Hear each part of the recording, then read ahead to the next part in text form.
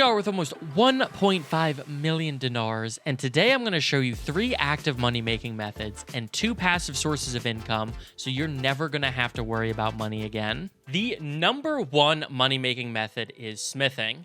There is no other profession that you can go into a city, go to the orders page, and for 30 seconds of work, make over 80k worth of gold. Even without fulfilling orders, eventually, you can build high-tier weapons and make a ridiculous amount of money in a short amount of time. Unfortunately, it can take a while to get to the point of making profit with smithing, which is why this is more of a mid-game moneymaker. In the beginning, you're not going to have access to high-tier schematics, crafting materials, or high-tier orders. So to be honest, you're probably going to lose money at the start. Your goal in the early game isn't to make money, really, but to level your skills and get new schematics. And you're going to be doing this by smelting all the weapons you get from battles, fulfilling even the low-tier orders, which is great for getting new schematics, and constantly forging new weapons. I personally like the two-handed swords, but make whatever you want.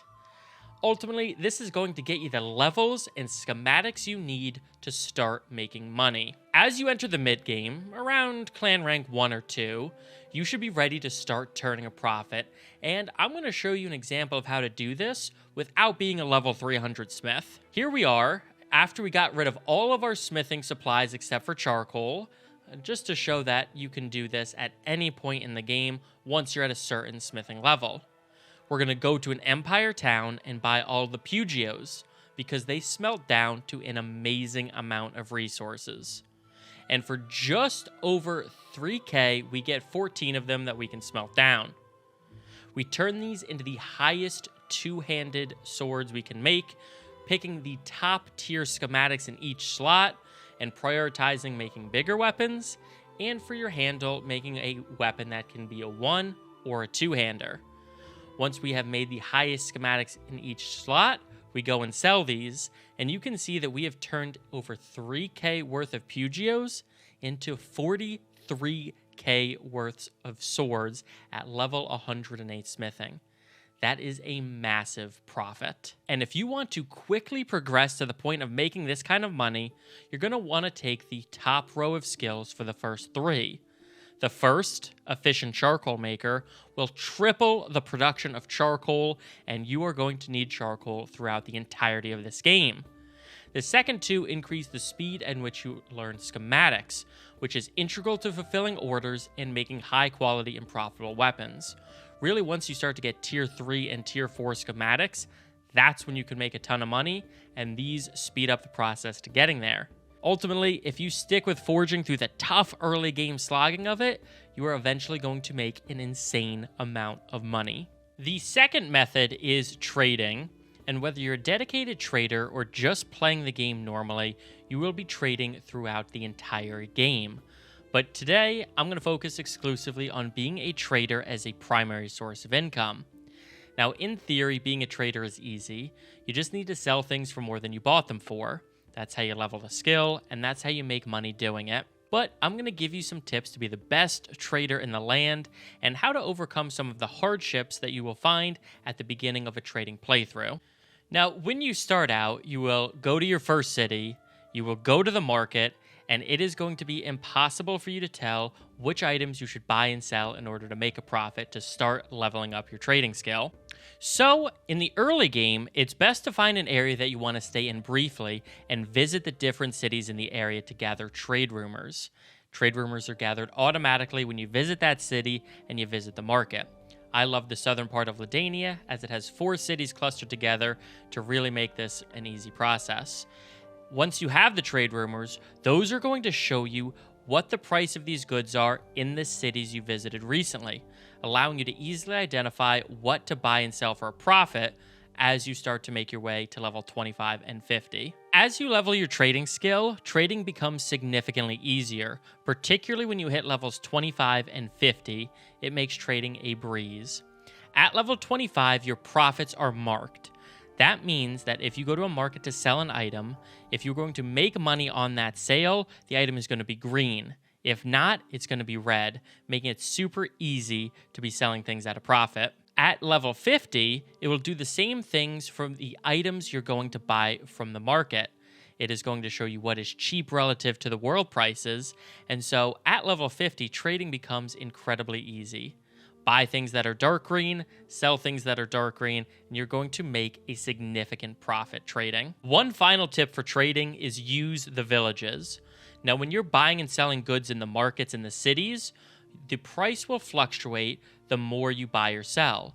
However, in the villages, the price will never fluctuate no matter how many you're buying. So if you find the right item in the right village for the right price, you can make a ton of money. Ultimately, trading is very easy in this game, particularly once you've hit level 50. And so with a little bit of effort, you too can be making millions of denars in no time trading around the continent. The number 3 method is becoming a mercenary. Now, being a mercenary won't make you fabulously wealthy, unfortunately, but it is a necessary part of the mid-game, so I figured I would include it. To be a mercenary, you need to get your clan to rank 1, then go to a noble in the kingdom you want to join, or wait for a kingdom to offer you a contract and you accept. Now, this contract will let you know what your salary is, but to make that salary, you need influence. To gain influence, you need to fight battles. Doesn't matter if you're going around and picking on looters or fighting in massive kingdom battles that will decide the future of your game. All of them count and will gain you influence. Over time, that influence will automatically be converted to your salary. Now, again, this won't make you rich, but it will cover your troop costs, which is very nice, and it will help get you reputation with kingdoms, which is going to be incredibly valuable as you progress throughout the game. So, in short, become a mercenary. Don't expect to be rich off of it. Number 4 is workshops and caravans, or your passive sources of income. Now, workshops are easy to get, but difficult to master. So I'm going to give you enough information here to be dangerous and make some good money. First, you need to buy a workshop. Once you've saved up enough money from trading and smithing, typically anywhere from 15 to 30K, you're going to want to go to a city that you want to buy your workshop in. Keep in mind the prosperity of the city, and do you want to stay in this area? Because that's going to majorly impact if you want to buy a workshop there. Once in the city, you need to talk to the shop's current owner or the notable people in the area. You can do this by selecting their picture at the top of the screen and saying you want to talk, or by running around the city center and finding the shop owner. You click left alt and it will show you where these people are, and you can just sprint over there. Talk to them and let them know what shop you want to buy.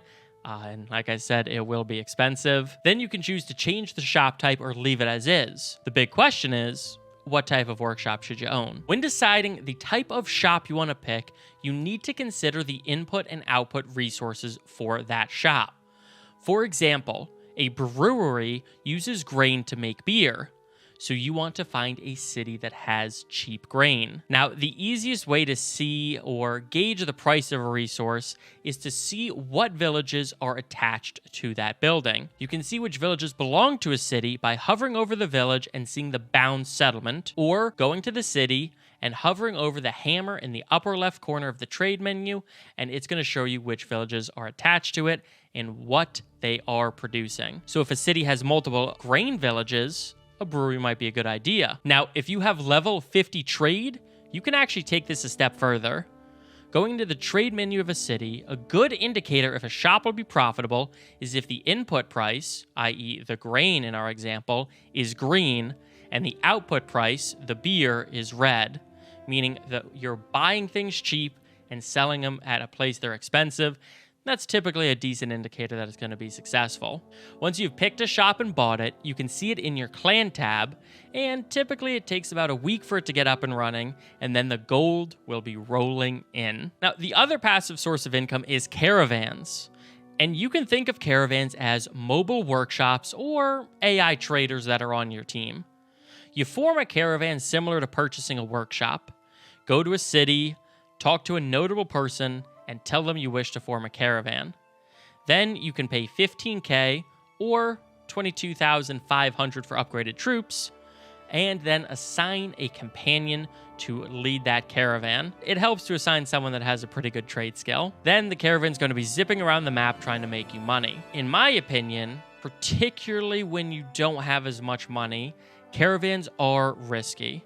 They can be attacked or destroyed by looters or other kingdoms that you're at war with, and even if you're paying for the upgraded troops, I've lost caravans to roving bands of looters, and it hurts. Given their high startup costs, and the fact that you have to assign a companion to it, I much prefer workshops in the mid-game, as they are much harder to lose.